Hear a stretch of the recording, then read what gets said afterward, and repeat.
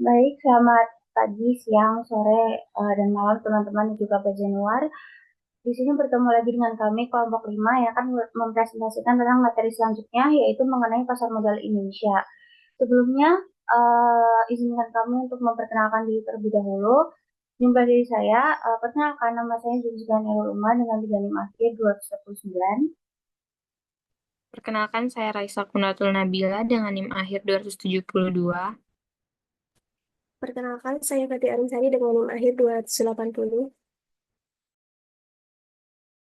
Saya Salsabila Adinda dengan NIM 389.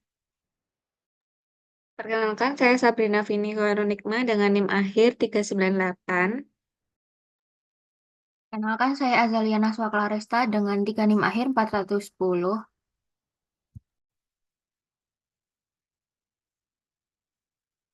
Baiklah, sekarang kita masuki materi pertama, memasuki poin pertama, yaitu pengertian pasar modal.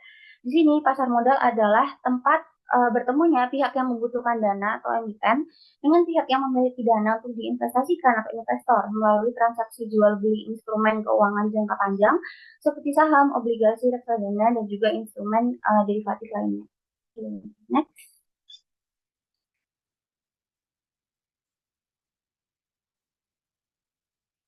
Nah, di sini kita masuk ke poin kedua, yaitu peran dan juga fungsi pasar modal.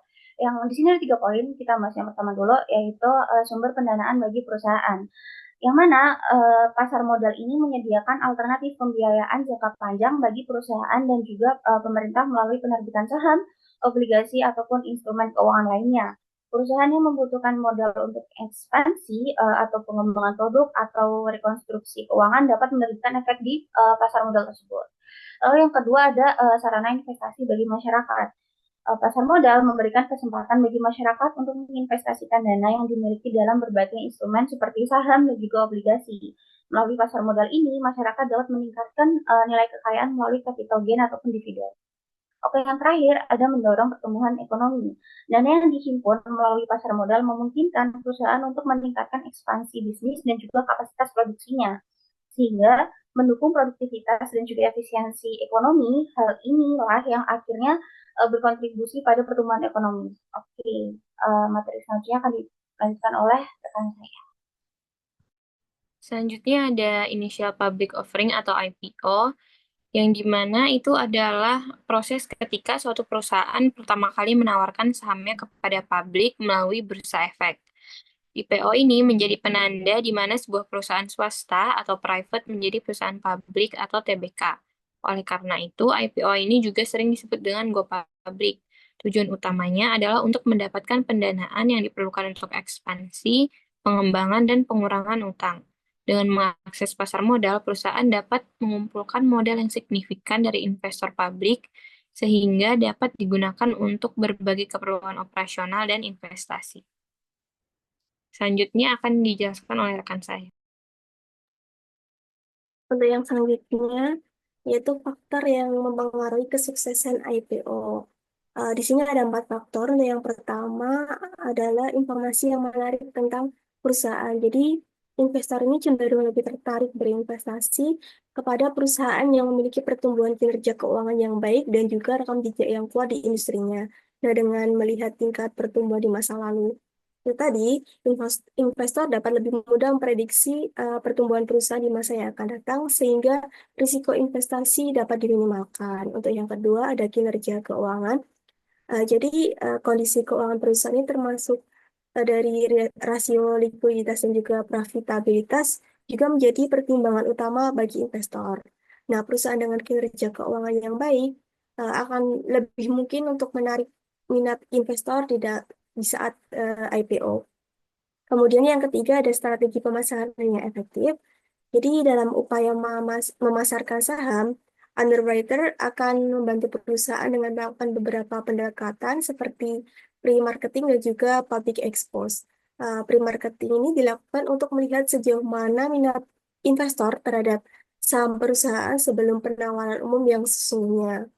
Kemudian public expose atau pemaparan informasi tentang perusahaan dan juga rencana IPO kepada publik dapat dilakukan setelah mendapatkan izin publikasi prospektus ringkas dari OJK. Kemudian yang keempat ada pemilihan waktu pelaksanaan.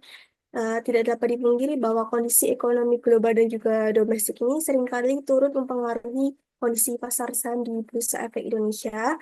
Pemilihan waktu penawaran umum saham perusahaan ini perlu dilakukan dengan mempertimbangkan kondisi tersebut, sehingga saham yang ditawarkan oleh perusahaan ini dapat diserap sepenuhnya oleh investor pada harga saham yang optimal. Untuk yang selanjutnya akan dilanjutkan oleh rekan saya.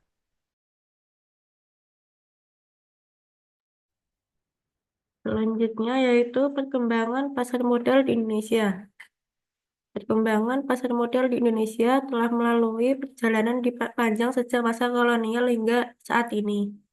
Pasar modal pertama kali diperkenalkan di Indonesia pada tahun 1912 di Batavia oleh pemerintah Hindia Belanda. Saat itu, kegiatan pasar modal masih sangat terbatas dan hanya melibatkan perusahaan-perusahaan Belanda. Aktivitas perdagangan saham dan obligasi perusahaan Belanda berkembang pesat hingga kota-kota lain. Contohnya, Surabaya dan Semarang juga mendirikan bursa efek pada 1925. Setelah Indonesia merdeka, aktivitas pasar modal sempat vakum hingga akhirnya diaktifkan kembali secara resmi pada tahun 1977 dengan peresmian BEC. Kemudian setelah krisis, pasar modal mulai bangkit kembali. Pada tahun 2007, Bursa Efek Jakarta dan Bursa Efek Surabaya digabung menjadi satu lembaga, yaitu Bursa Efek Indonesia atau BEI, untuk menyederhanakan dan memperkuat sistem perdagangan. Dan pada tahun 2011, peran pengawasan pasar modal dialihkan dari Bapepam LK ke OJK. OJK ini menjadi lembaga utama yang mengatur dan mengawasi seluruh aktivitas di pasar modal Indonesia. Hingga saat ini, pasar modal berkembang dengan meningkatnya jumlah investor domestik dan internasional, serta pengenalan berbagai produk investasi baru. Next.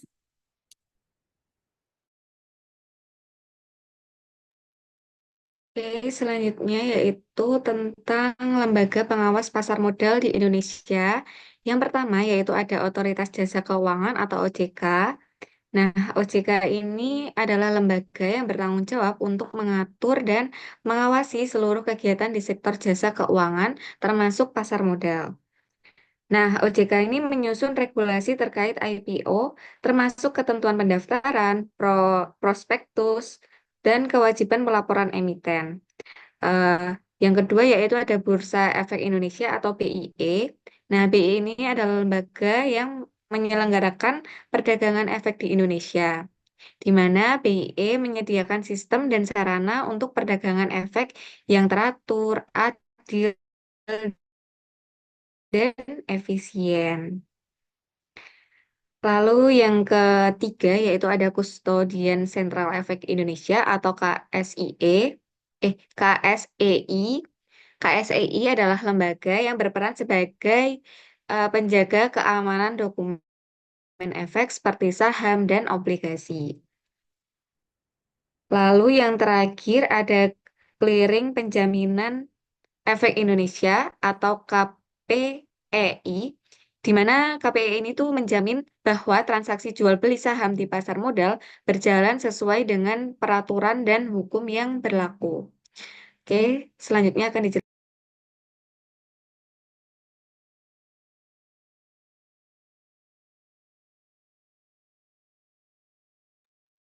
Oke, selanjutnya ada indeks saham pasar modal. Indeks saham adalah ukuran statistik yang mencerminkan keseluruhan pergerakan harga atas kumpulan saham yang dipilih berdasarkan kriteria dan metodologi tertentu serta dievaluasi secara berkala.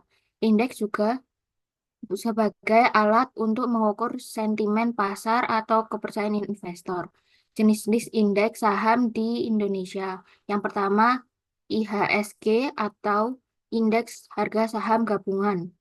IHSG adalah indeks utama di Bursa Efek Indonesia yang mencerminkan kinerja seluruh saham yang tercatat di papan utama dan papan pengembangan B.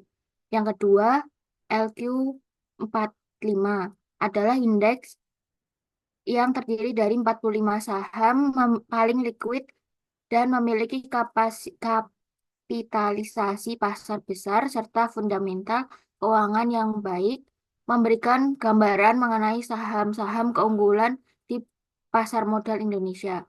Yang ketiga, IDX 80 mencakup 80 saham yang dipilih berdasarkan likuiditas tinggi dan kapitalisasi pasar besar dengan penilaian atas kelayakan fundamental dan kepatuhan terhadap regulasi BEI. Yang keempat, IDX 30 mengukur kinerja 30 saham yang memiliki likuiditas tinggi dan kapitalisasi pasar besar serta didukung oleh fundamental perusahaan yang baik. Indeks ini diperbarui secara berkala dan memberikan alternatif bagi investor yang ingin fokus pada saham-saham teratas di pasar. Indeks ini sangat mirip dengan LQ45, namun cakupan lebih sempit dan selektif.